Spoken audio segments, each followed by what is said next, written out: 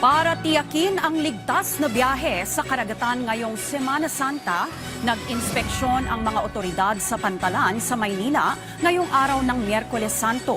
Si Vel Custodio sa Sentro ng Balita Live. Nagsagawa ng joint inspection ng Office for Transport Security, Philippine Coast Guard at Philippine Ports Authority dito sa Manila North Port, kung saan namigay pa sila ng go bag at travel tips flyer sa mga pasahero. Mula Baguio, babiyahe pa patungong Cebu si Rose. Alas 4 pa lang ng umaga, nasa passenger terminal na siya. Pero alas 9 pa ng gabi ang schedule ng biyaheng kanyang binook.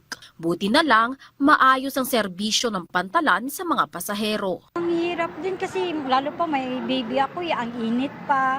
Pero ang importante naman ang nakagandahan, hindi masyadong crowded so wala masyadong tao. Maganda naman ma'am, inaasikaso kami, tinitignan kami kung okay ba kami. Tapos yung CR maganda din. Wala namang problema dito. Kasi yung mga gamit din namin pinaalala na sa amin kung okay lang ba, baka may mawala. Fully booked na ang biyahe patungong Cebu, Cagayan dito sa Manila North Port.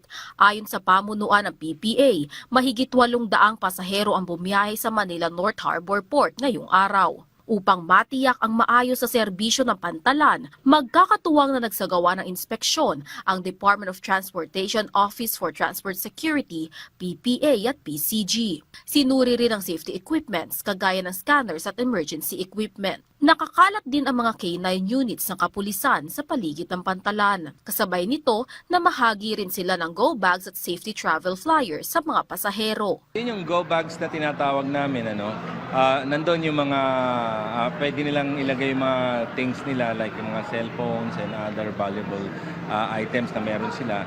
And of course, pwede rin gamitin parang life vest. Habang nakalagay naman sa flyers ang mga dapat dalhin at mga ipinagbabawal dalhin sa mga Pantalan, airport at mga bus terminals. Usually, maraming nakukuha ng mga bladed weapons at yung mga bawal dito sa mga ports natin. Kasi nga, yung iba kasi talagang di nila alam na bawal pala magdala ng mga maliliit na kutsilyo, bawal pala magdala ng mga easy open cans.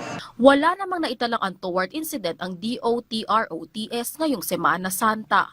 Samantala, patuloy namang tinututukan ng ahensya ang mga biyaheng nagtataas ang presyo ng walang permiso. Ayon sa OTS, sumusunod naman ang mga passenger ships sa tamang presyo.